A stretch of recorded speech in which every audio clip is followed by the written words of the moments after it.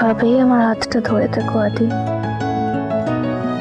আমার সত্যি জীবনে আর কিচ্ছু চাই না।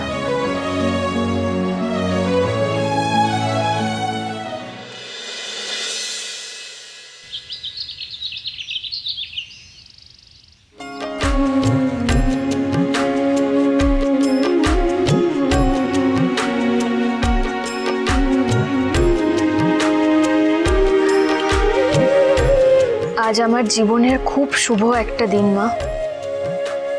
আজকে আমার মেয়ের নামকরণের উৎসব, বাড়িতে তাই পুজোর আয়োজন করা হয়েছে। আর আজকেই আমি তোমাকে সসম্মানে আমাদের ঠাকুর ঘরে প্রতিষ্ঠা করব। পৃথিবীতে এত মানুষ থাকতে তুমি আমার ঘরেই এসেছো মা। আমার বিশ্বাস তুমি তোমার 4 হাত দিয়ে আমার পরিবারের সকলকে একেবারে আগলে রাখবে।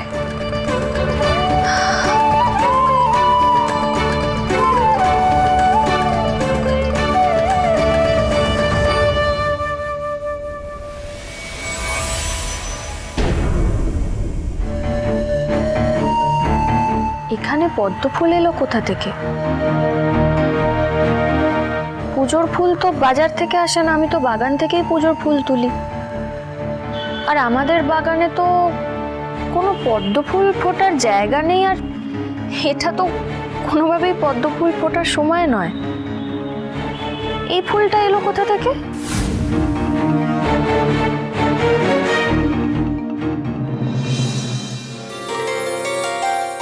জানতাম সকাল সকাল তোকে এখানেই পাবো। হ্যাঁ, মায়ের কি করে পুজো করতে হয় তো আমি কিছুই জানি না, তাই মায়ের পায়ে ফুল দিয়ে মায়ের কাছে প্রার্থনা করছিলাম। খুব ভালো করেছিস, তোর যেমন ভাবে মন চায় সেভাবেই পুজো কর। শুভ, আমি খেয়াল করছি যে মা বাড়িতে আসার পর থেকে না তোর চোখে মুখে একটা অদ্ভুত আনন্দ শান্তি এসেছে।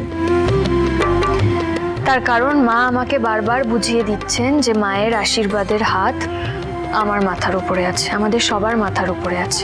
এই দেখো না, এই পদ্ম ফুলটা এতক্ষণ এখানে ছিল না, হঠাৎ আমি খেয়াল করলাম এখানেই পড়ে আছে।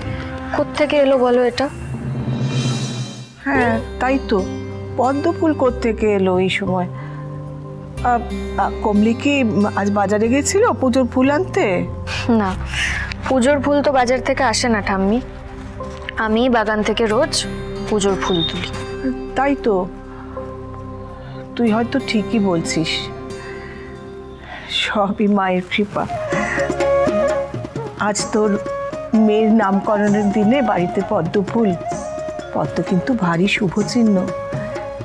মা হয়তো তোর মেয়েকে আশীর্বাদ করছেন আজকের দিনে। তুই এখন নিশ্চিন্ত হয়ে মাকে ধন্যবাদ জানিয়ে ভেতরে চল, পুজোর যে অনেক কাজ বাকি। হ্যাঁ ঠাম্মি, আসছি।